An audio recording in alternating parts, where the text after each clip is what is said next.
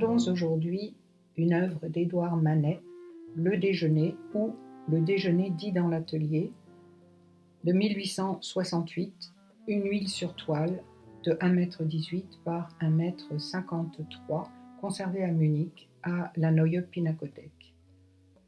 L'homme d'abord, ou plutôt l'artiste ici avant l'œuvre. C'est un immense artiste, inclassable et méconnu encore aujourd'hui.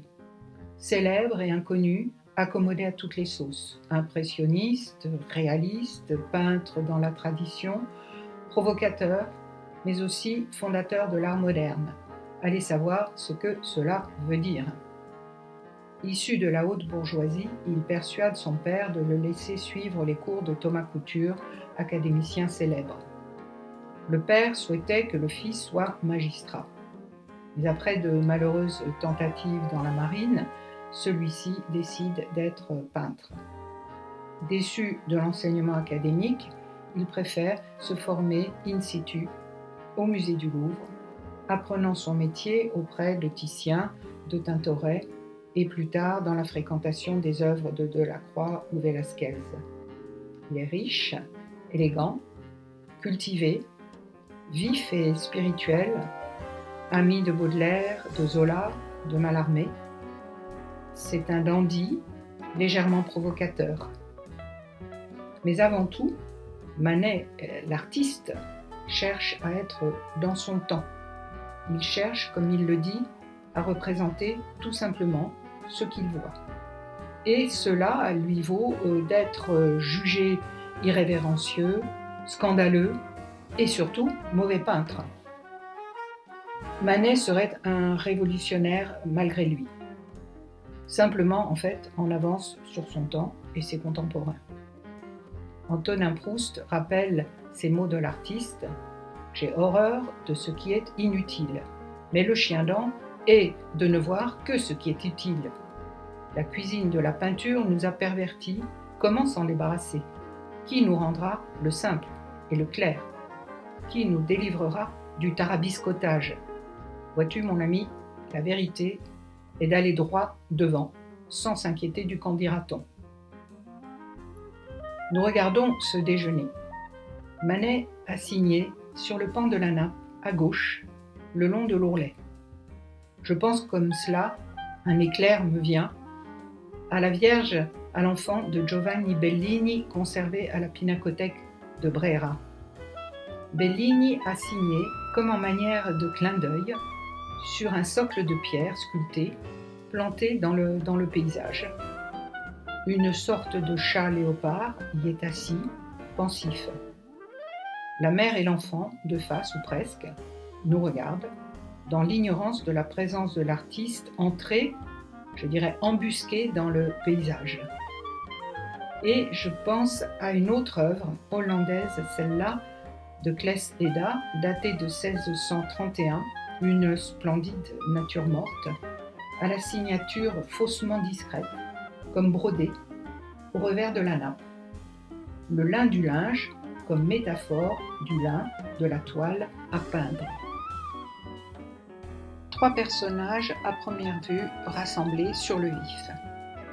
L'un dans la lumière, sur le point de partir, ou bien venant juste d'arriver, l'autre fumant, qui bientôt quittera le cadre, la troisième se dirigeant vers la table, une table chargée à droite, une nature morte.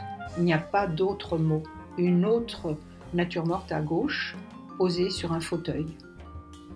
Et bien vivant, lui, un chat tout occupé à une très consciencieuse toilette. Une plante drôlement présente, est-ce par la taille incongrue, par la couleur, la présence du cache-pot, en tout cas, un hétéroclisme du sujet. Et d'ailleurs, où est le sujet ici ? Une étrangeté, des bizarreries. Bizarre, je vous assure, cher cousin, que vous avez dit bizarre. Moi, j'ai dit bizarre, comme c'est bizarre. Chacun des protagonistes est dans son monde, le chat tout particulièrement, chacun ignorant l'autre. Renoir a peint une scène semblable en 1866. semblables et très différentes. 3 hommes terminent un déjeuner et discutent autour du journal L'Événement, référence à Zola, journaliste. L'un des personnages nous tourne logiquement le dos. Une servante dessert. Reste sur la nappe une serviette, des fruits. Le chien merveilleux de présence, nous regarde bien droit, nous associant avec infiniment d'amabilité à cette amicale réunion. La scène est facile à interpréter. L'harmonie règne dans la composition, dans les psychologies, les couleurs. Avec Manet, l'œuvre semble très posée, artificielle, un espace arrangé, un espace composé. Rien, effectivement, de naturel. Comme une photographie. Et n'oublions pas que ces années de la fin du XIXe siècle marquent la rivalité photographie-peinture, l'autre imitant l'une et réciproquement. Plus de rideau de scène, la scène est saisie dans cette lumière froide venant de droite, colorant le sucrier de porcelaine bleue et blanche, insistant sur le citron, le visage du jeune homme au premier plan. Ce pourrait être justement la lumière d'un après-déjeuner parisien traversant la verrière de l'atelier de la rue d'Amsterdam. Tout est singulier, pas tant dans l'organisation de la composition. En fait, ce qui est insolite, c'est cette association des sujets. Un portrait, il s'agit de Léon Lénoff, au premier plan, le fils de Suzanne, l'épouse de Manet. À droite, on identifie l'homme au cigare comme Auguste Rousselin, peintre et ami de Manet. La femme est peut-être un modèle occasionnel. Alors, un portrait de groupe, une nature morte, des natures mortes, plutôt, on ne sait pas. La lumière isole le jeune homme, isole la table à droite, le cache-pot à gauche.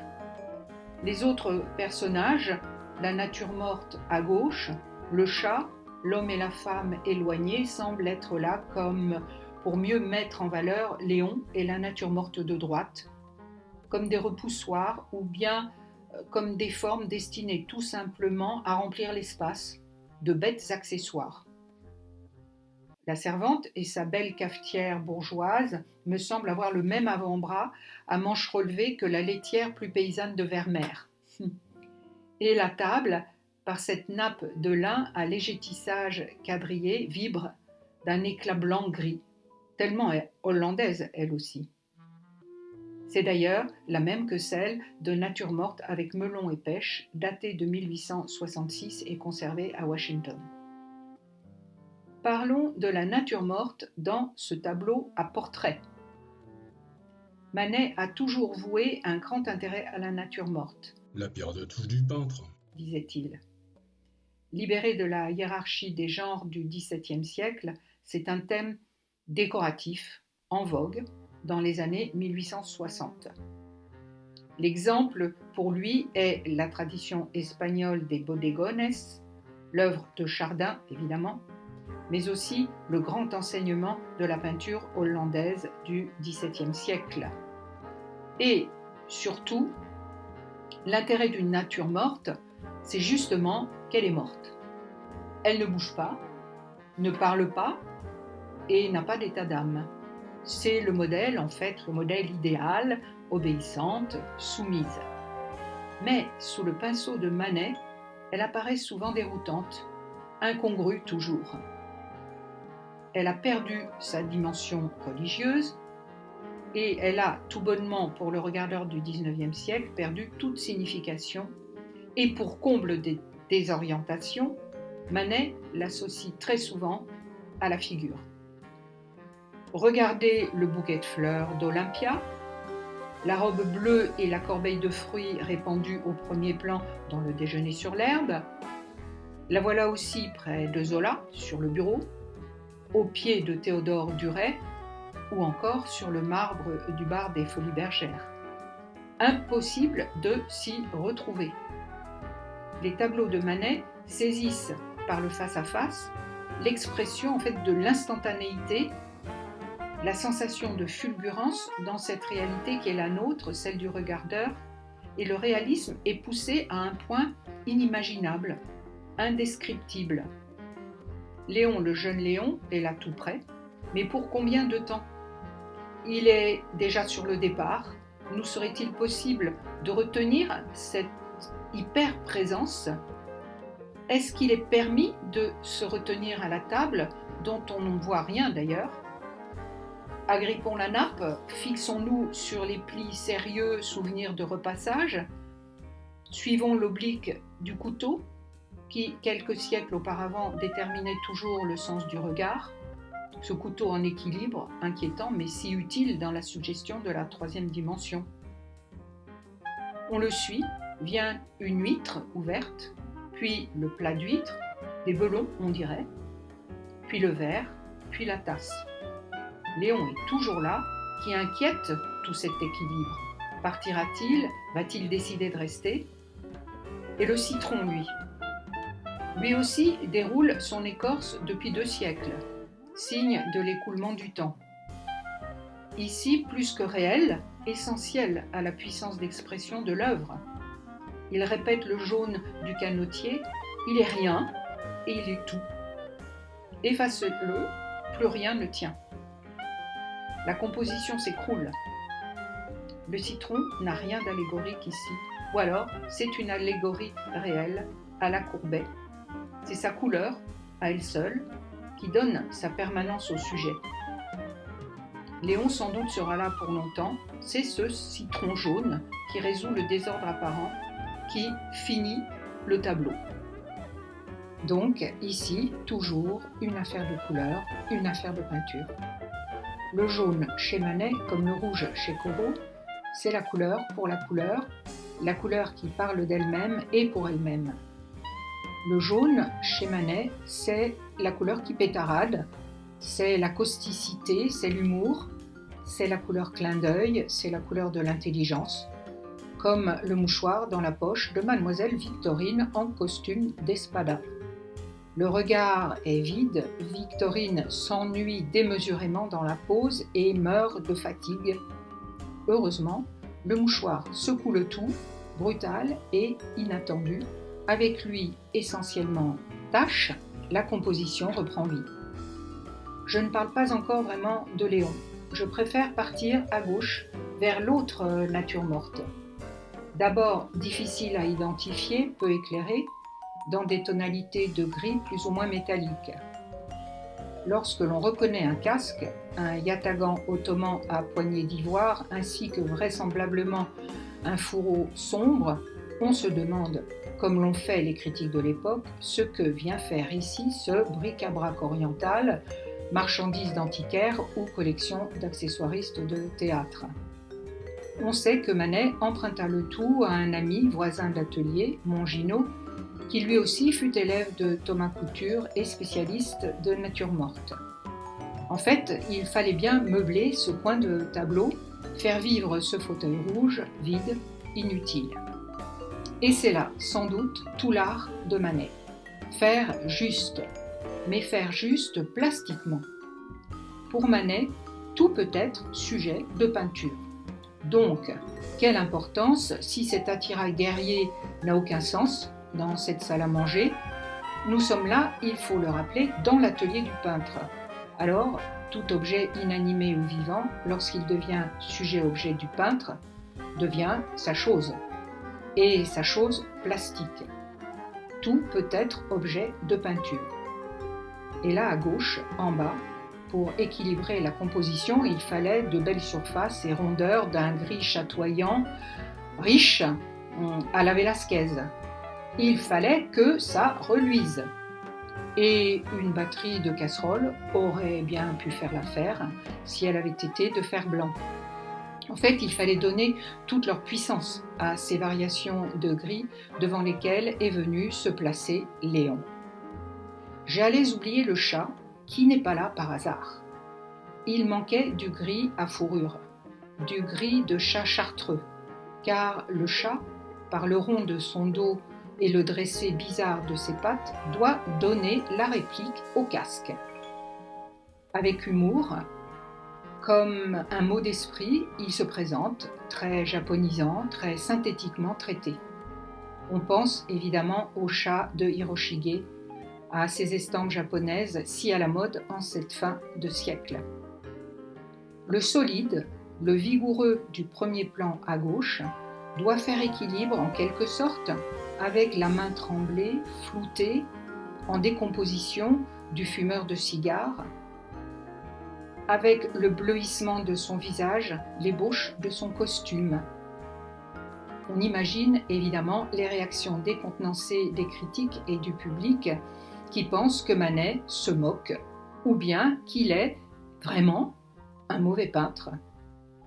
Et difficile à l'époque de comprendre le langage de Manet qui, ne voulant faire que ce qu'il voit, et ça je le cite, associe dans l'espace d'un même tableau la spontanéité et le raisonnement, l'esquisse rapide et le lent travail d'élaboration, des manières différentes de tenir le pinceau, des temps de peinture tour à tour concentrés dans la lenteur et négligés dans le brio, l'éclat.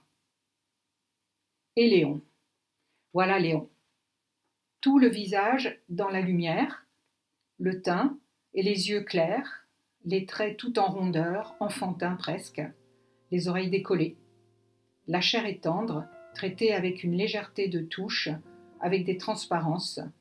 Un portrait soigné, attentif, tendre lui aussi, extrêmement charnellement présent, malgré le regard qui ne regarde rien. En 1861, Manet a peint L'Enfant à l'épée, œuvre aujourd'hui conservée au Metropolitan à New York, et Léon y apparaît costumé en infant d'Espagne, enfant sage, prenant la pose. Le canotier campé crânement, le col de la chemise et la cravate sont d'une luminosité incroyable.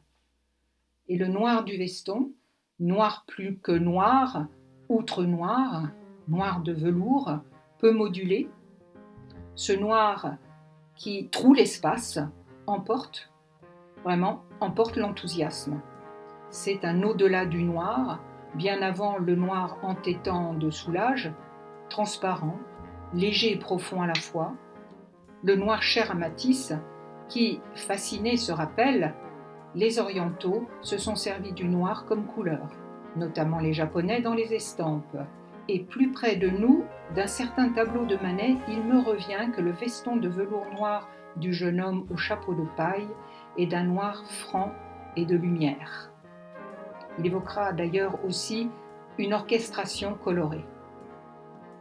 Et du fond de mon confinement, je me dis que j'ai beau dire, rien ne remplacera la rencontre réelle avec le tableau.